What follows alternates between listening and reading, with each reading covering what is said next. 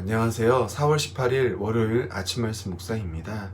오늘도 하나님의 말씀 앞에 나오신 성도님들을 주님의 이름으로 축복합니다. 우리에게 주신 하나님의 말씀 붙들고 오늘 하루를 힘있게 살아내시길 바라며 함께 말씀 보시겠습니다. 오늘 우리에게 주신 하나님의 말씀은 요한복음 20장 19절에서 31절의 말씀입니다.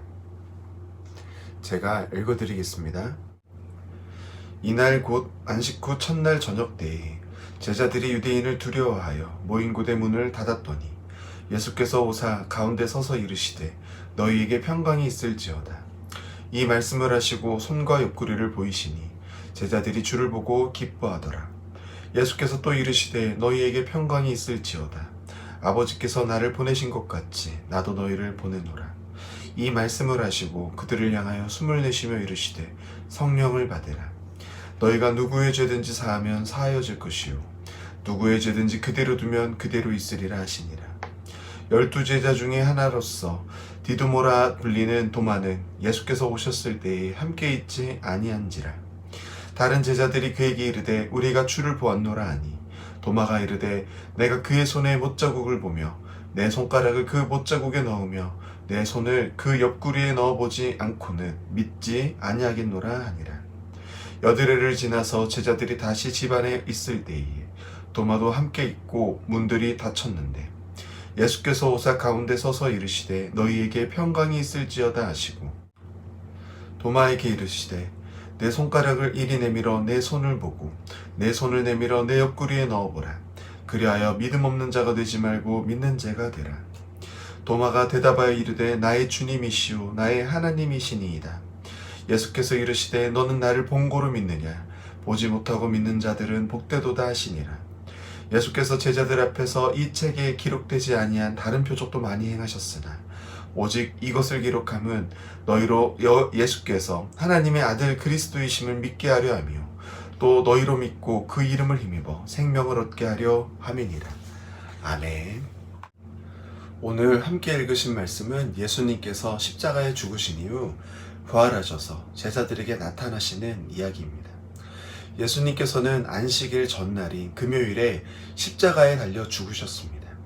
그리고 안식일 다음 날인 주일에 부활하셨습니다. 그 부활하심을 가장 먼저 본 곳은 여인들이었습니다. 그리고 그 여인들은 예수님이 부활하셨음을 제자들에게 가서 전했습니다.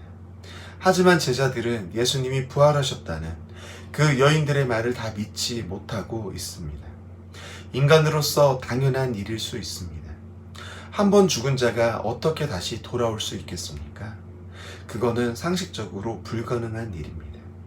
그렇기 때문에 그들은 믿지 못하고 있는 것입니다.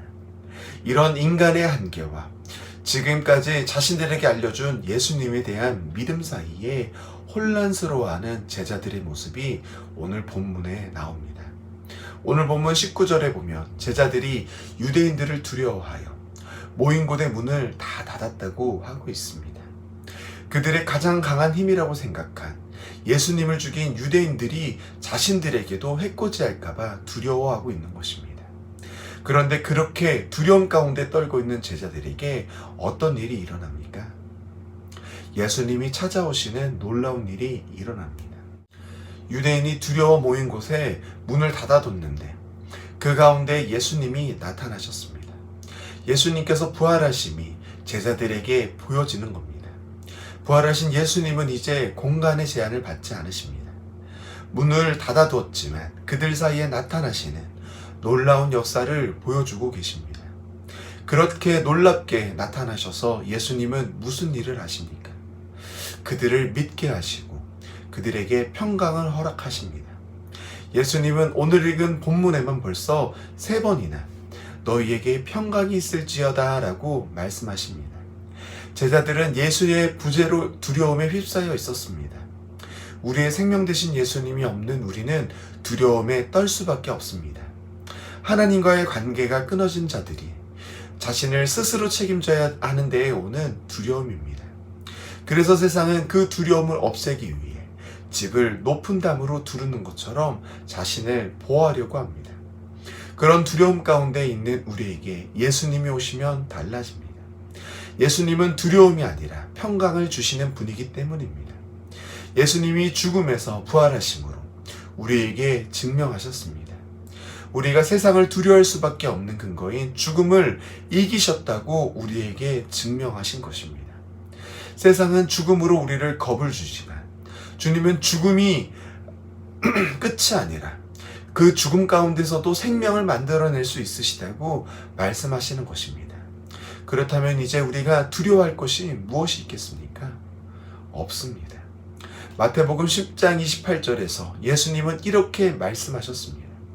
몸은 죽여도 영혼은 죽이지 못하는 사람들을 두려워하지 말고 영혼과 몸을 지옥에서 다 멸망시킬 수 있는 분을 두려워하라.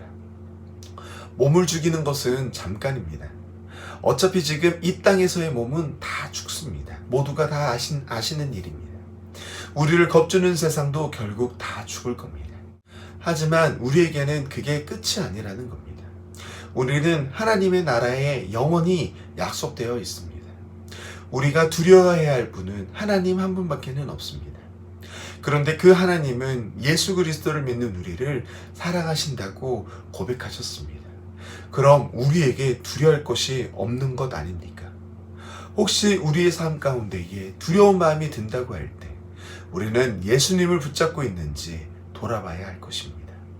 인간적인 슬픔은 우리에게 있을 수 있습니다. 하지만 우리가 생각할 것은 그 영향력이 계속 가서는 안 된다는 이야기입니다. 하나님께서 우리의 삶에서 이루실 약속을 바라보고 두려움과 슬픔이 아니라 평강과 기쁨으로 우리의 삶을 나아가야 합니다. 그러기 위해서 예수님께서 믿음으로 십자가의 길을 가셨고 우리에게도 이제 그 길을 요구하고 계시는 겁니다. 영광과 명예의 길, 망하는 것처럼 보이지만 죽음에서도 생명을 만들 수 있는 놀라운 길에 우리를 초청하고 계십니다. 우리 하나님의 사랑하는 문화촌제일교회 성도님 모두도 이런 믿음의 길에 힘쓰심으로 부활하신 예수 그리스도를 우리의 마음에 새김으로 주님이 주시는 평강이 모든 삶 가운데에 풍성하시기를 바라며 오늘 말씀을 마치도록 하겠습니다. 함께 기도하시겠습니다. 사랑의 주님 감사합니다. 저희는 주님의 믿음에도 오늘 본문의 제자들처럼 이렇게 두려움과 불안에 떨고 있을 때가 있습니다. 이런 우리를 주님 불쌍히 여겨주시옵소서. 이렇게 두려운 마음이 들 때에 우리가 그 두려운 마음에 사로잡히는 것이 아니라 그럴 때일수록 더욱 주님을 바라보고 주님께서 걸어가신 그 십자가의 길을 생각하고 예수 그리스도의 부활을 믿음으로 주님 주시는 평강의 자리에 저희들 나아오게 주님 도와주시옵소서.